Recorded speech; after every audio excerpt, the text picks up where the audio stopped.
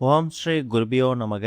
ஓம் ஸ்ரீ மகா பெரியவா சரணம். மே 8ஆம் தேதி வெள்ளிக்கிழமை நாளைய தினம் சுக்கிரவாரத்தில் வரக்கூடிய, அதுவும் பராப வருடத்தில் வரக்கூடிய முதல் அபிஜித் நட்சத்திரம். இந்த 24 நிமிஷங்கள் இப்போ நாம சொல்லக்கூடிய இந்த இரண்டு பொருட்களை உங்க வீட்டோட நிலைவாசல் நீங்க வைக்கிறதால எதை தொட்டாலும் வெற்றி. என்ன கேட்குறீங்களோ அது அப்படியே கிடைக்கும். அது என்ன வழிபாட்டு முறைன்னு பார்க்கறதுக்கு முன்னாடி நம்மளோட வீடியோஸை இப்போ தான் நீங்கள் ஃபர்ஸ்ட் டைம் பார்க்குறீங்கன்னா மறக்காமல் சப்ஸ்கிரைப் பண்ணிக்கோங்க. தொடர்ந்து இது மாதிரி அப்டேட் தெரிஞ்சுக்கிறதுக்கு பக்கத்து நோட்டிஃபிகேஷன் பெல்லை கிளிக் பண்ணி ஆல் அப்படிங்கிற செலக்ட் பண்ணிக்கோங்க. இப்போ என்னென்ன பொருட்கள் நிலைவாசலில் வைக்க போகிறோம் அப்படிங்கிற பற்றி தெளிவாக தெரிஞ்சுக்கலாம். நமக்கு தெரிஞ்ச வரைக்கும் 27 நட்சத்திரங்கள் தான் இருக்குது. ஆனால் நமக்கு தெரியாத, பல பேர் சொல்லாத ஒரு அற்புதமான நட்சத்திரம் 28வது நட்சத்திரம் தான் அபிஜித் நட்சத்திரம்.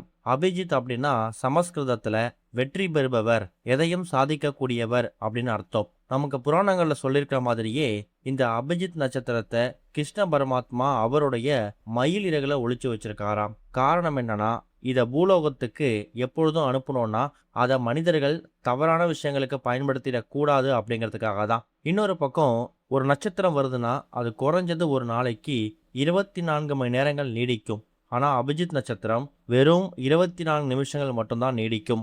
அந்த 24 நிமிஷங்கள் ஒரு சில மாதங்களில் பார்த்தீங்கன்னா நள்ளிரவு, அதிகாலை, இது மாதிரி நம்ம வழிபட முடியாத நேரத்தில் வரும். ஆனால் ஒரு சில மாதங்கள் ரொம்ப எளிமையாக பகல் நேரத்தில், மதியம் நேரத்தில், இவ்வளவு ஏன் இந்த மாதம் மே 8ஆம் தேதி வந்திருக்கக்கூடிய இந்த ஒரு அபிஜித் நட்சத்திரம் நமக்கு எளிமையான முறையில் மாலை நேரத்தில் வந்திருக்கு.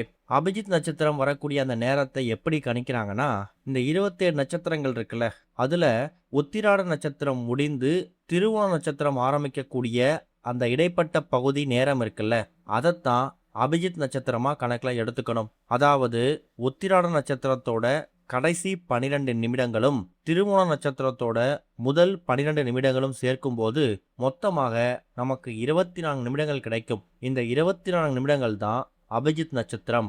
இது மாதத்துக்கு ஒரு முறையோ, ஒரு சில மாதங்கள் 2 முறையோ வரும். இப்ப சித்திரை மாதம் பிறந்து, அதாவது பராபவ வருடம் புதிய தமிழ் வருடம் பிறந்து வரக்கூடிய முதல் அபிஜித் நட்சத்திரம் வெள்ளிக்கிழமையில வந்திருக்கு.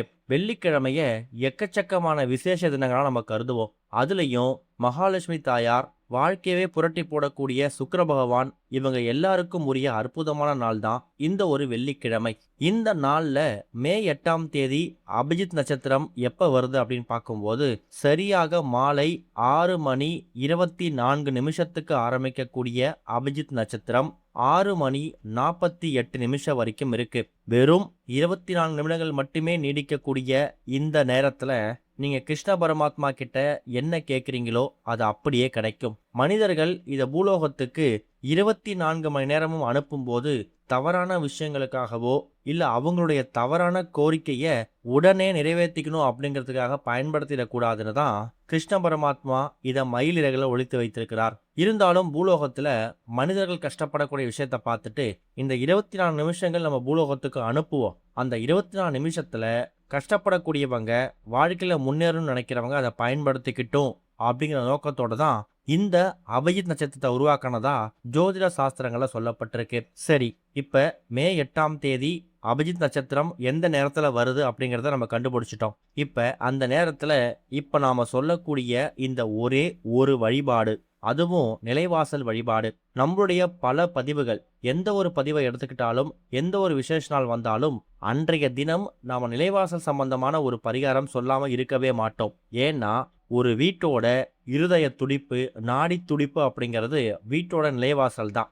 எந்த விதமான நல்ல விஷயங்கள், லக்ஷ்மி கடாட்சம், செல்வ கடாட்சம், இது எல்லாமே வீட்டுக்குள்ள வரணும்னா அவங்க பயன்படுத்தக்கூடிய ஒரே பகுதி நம்ம வீட்டோட நிலைவாசல் தான். அதே மாதிரி நம்ம வீட்டுக்குள்ள இருக்கக்கூடிய கெடுதல்களும், நம்ம வீட்டை விட்டு வெளியே போறதுக்கு பயன்படுத்தக்கூடிய விஷயமும் இந்த வீட்டோட நிலைவாசல் தான். அதனால தான் ஒரு வீட்டோட நிலைவாசல் சுத்தபத்தமா இருக்கணும். அதுவும் அபிஜித் நட்சத்திரத்துல இப்ப நாம சொல்லக்கூடிய இந்த 2 பொருட்களும் உங்க கையில இருந்தாலே போதும். அதுல முதல் முக்கியமான பொருள் 2-3 துளசி இலைகள். துளசி இலைகள் எதுக்காக எடுத்துருக்கிறோம் அப்படிங்கிற கேள்வி நிறைய பேருக்கு வரும்.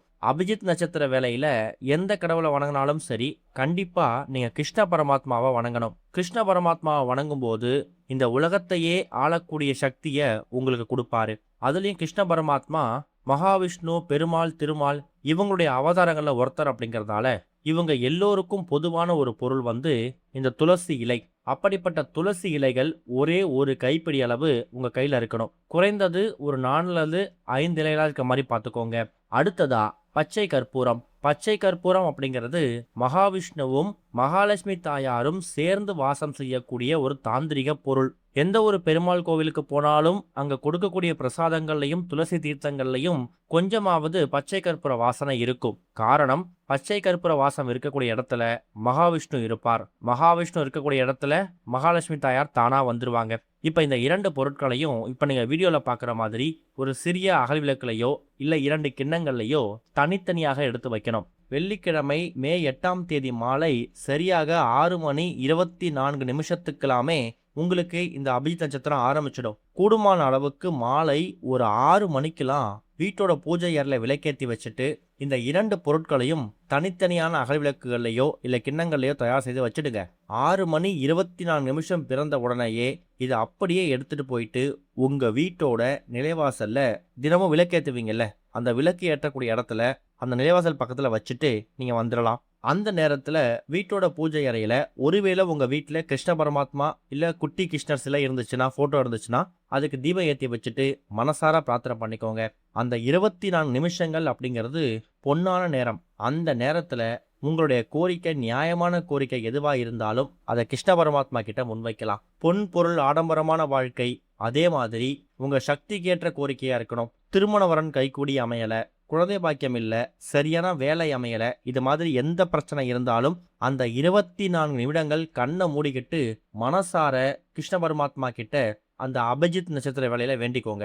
இன்னொரு பக்கம் வீட்டோட நிலைவாசல்ல வைத்திருக்கக்கூடிய அந்த 2 பொருட்களையும் எதுக்காக அந்த 24 நிமிஷங்கள் அபிஜித் நட்சத்திர வேலையை வச்சிருக்கோம்னா, அந்த 24 நிமிஷங்கள் நம்ம வச்சுட்டு பொன் பொருள் செல்வம் இது எல்லாத்தையும் கிருஷ்ண பரமாத்மா கிட்ட கேட்குறோம்ல, அது நம்ம வீட்டோட நிலைவாசல வந்து நிற்கும் போது இந்த 2 பொருட்களும் அதை கவர்ந்துக்கும். அந்த 24 நிமிஷங்கள் முடிஞ்சதுக்கு பிறகு சரியாக ஒரு 7-7:30 மணிக்கு மேல அந்த 2 அமைப்புகளை எடுத்துட்டு வந்து ஒரு சிறிய துணியில இல்லைனா ஒரு பேப்பர்ல பொட்டலமா வச்சு மடிக்கணும். அதாவது துளசி இலைகளையும் அந்த பச்சை கற்பூரத்தையும் மடிச்சு உங்க வீட்டோட பூஜை அறையில பெருமாள் திருமால் போட்டோவுக்கு பின்னாடியோ இல்ல கிருஷ்ணர் போட்டோவுக்கு பின்னாடியோ வச்சுக்கலாம். இல்ல பூஜை அறையில வைக்கிறதுக்கு விருப்பம் இல்லைங்கிறவங்க வீட்டோட பீரோ லாக்கர் இல்ல மெயின் ஹால் இந்த இடத்துல கூட பத்திரப்படுத்தி வச்சுக்கலாம். ஆனா அபிஜித் நட்சத்திர வேலையில பயன்படுத்தக்கூடிய இந்த ஒரு பரிகாரம், இந்த 2 பொருட்களை வைத்து செய்யக்கூடிய இந்த வழிபாட்டு முறை உங்க வீட்டுக்குள்ள லட்சுமி கடாட்சத்தை பெருக்கும். துளசி இலை அப்படிங்கிறது ஒரு தோஷ நிவர்த்தி பொருள். சனி கிரக தோஷத்துல ஆரம்பித்து பல வகையான தோஷங்களை நீக்கக்கூடிய பொருள். கூடவே லட்சுமி கடாட்சத்தையும் செல்வ செழிப்பையும் ஏற்படுத்தக்கூடிய இந்த பச்சை கற்பூரம் சேரும்போது வாழ்க்கையில பல மாற்றங்களை ஏற்படுத்தும். ஏதாவது ஒரு சில மாதங்கள் மட்டும் பகல் நேரத்துல வரக்கூடிய இந்த ஒரு அபிஜித் நட்சத்திரம் நமக்கு இந்த மாதம் மாலை நேரத்துல வந்திருக்கு. அடுத்த மாதம் நள்ளிரவுலையும் வரலாம், இல்ல அதிகாலையும் வரலாம். வழிபட முடியாம நேரம் கூட ஏற்படலாம். அதனால பயன்படுத்திக்கோங்க. ஓம் ஸ்ரீ குருபியோ நமக. ஓம் ஸ்ரீ மகா பெரியவா சரணம்.